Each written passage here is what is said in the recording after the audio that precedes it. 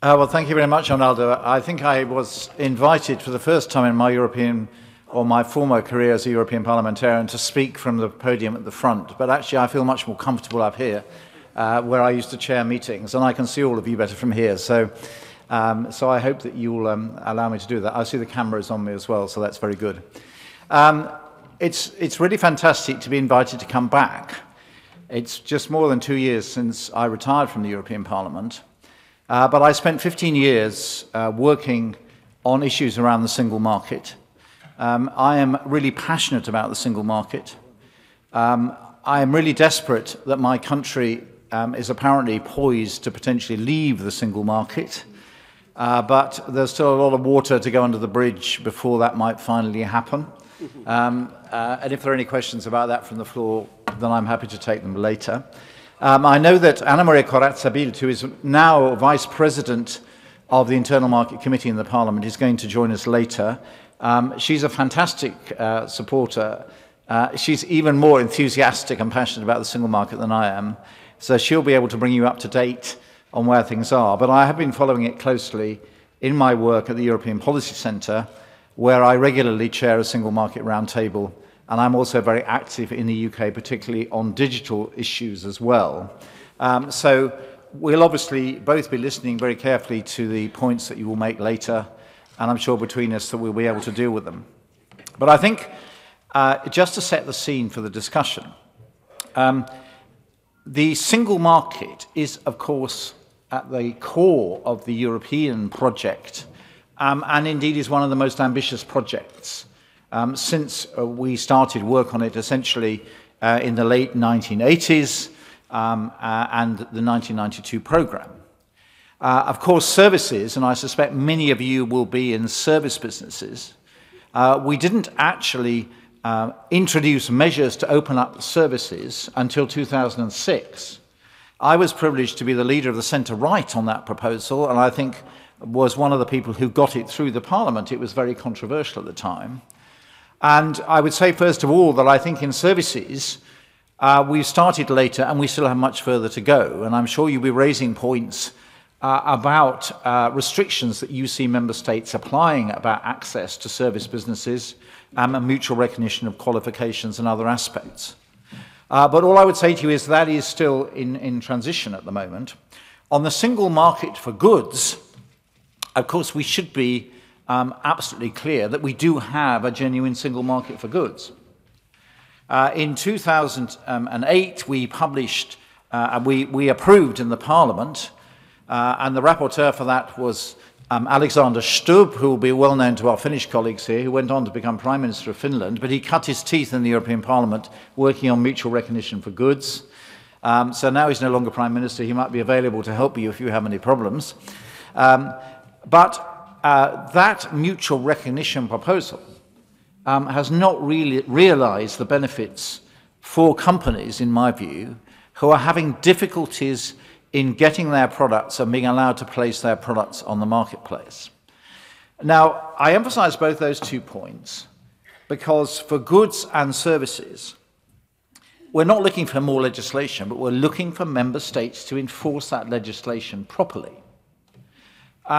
And for goods, we have mechanisms in place to try and stop member states undermining the existing single market by introducing some local regulation that may affect goods or goods packaging that many of you may have come across. Now, in European law, any member state who wants to restrict access to goods has to notify it, and it has to be properly scrutinised. The problem is that that process really isn't working. And I was very pleased that in Mrs. Corazza-Bildt's, Mrs. Bieńkowska, Commissioner Bieńkowska's single market strategy proposal, and believe me, I have been a rapporteur for more single market strategies than I can remember in my 15 years in the Parliament, but I have to say that Mrs. Bieńkowska's single market report, upgrading the single market for people and business, was by far the most pragmatic one that I've seen, which focused on making sure the single market was delivering for businesses. And there are proposals, and Anna Maria, I'm sure, will talk about where they are in the legislative process, to actually toughen up this mutual recognition process and also make sure that services are being properly delivered and that service obstructions are being removed. So any feedback that you can give us on that will be really important. Now, I also want to say something about public procurement, which I know is of particular interest to many of you. In my last 5 years in the European Parliament, I spent 5 years working on the reform of the public procurement directives, because it was quite clear that public procurement has become far too legalistic and far too bureaucratic, and was also very obstructive in many cases for SMEs. And my colleagues in the European Parliament took this really seriously. And just to demonstrate that to you, if I can just relate to you something that we did during our review and amendment of those directives. We were well into negotiations with the member states about this, and we had particular issues about SME measures, particularly about SMEs being excluded from contracts, relatively large contracts, about paperwork, pre-qualification, all those sort of things. And we had some real obstruction from the member states. And I said to my colleagues, why don't we commission a piece of research to do an audit, an impact assessment on how this proposal as it stands is affecting SMEs? And we took that report, which confirmed our view that we hadn't achieved what we intended to about opening up for SMEs. And that's what enabled us to get the member states to withdraw their objections and agree the SME-friendly proposals. So that's a real indication of how we worked on that. Now, my concern at the moment is that hello, Anna Maria, I introduced you briefly in your absence as being even more enthusiastic than me about the single market. So coming back to the SME aspects of public procurement, my real worry is that legislation was passed in 2014.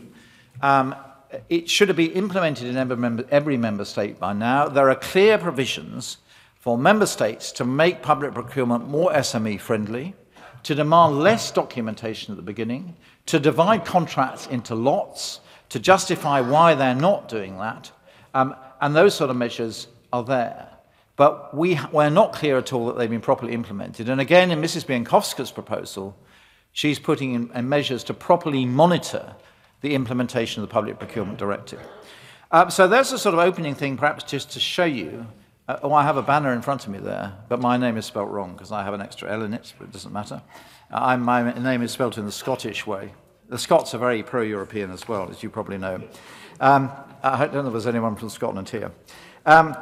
So I just want to conclude by two final remarks. I think that the issue we have with the single market is to get the member states to take it really seriously.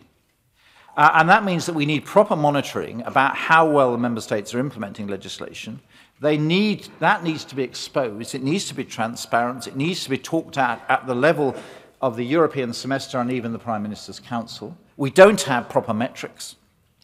The second thing is that I would really like us to see, and this is a longer ambition, to restore a properly focused single market council when the ministers get together. At the moment, it's buried in something called the Competitiveness Council. And the single market completion is not getting the exposure it deserves. And I just think, finally, that it's really important that you keep up your engagement. You know, the part of the problem is that people who are frustrated by the single market, if you are frustrated that you're not getting onto a tender list, or you regard the bureaucracy as far too complex, and you walk away from the contract, we never hear about those frustrations. So the more that we can work with Eurochambre and with your local associations, and please go to your ministers as well, because it's them that will obstruct them and are proving obstructive. And I know that my colleagues on the Internal Market Committee will continue the work that we did previously and will be listening to you. And Anna Maria, I'm in a nice position this afternoon. I'm going to make the speech, and Anna Maria is going to answer all the questions. Thank you very much.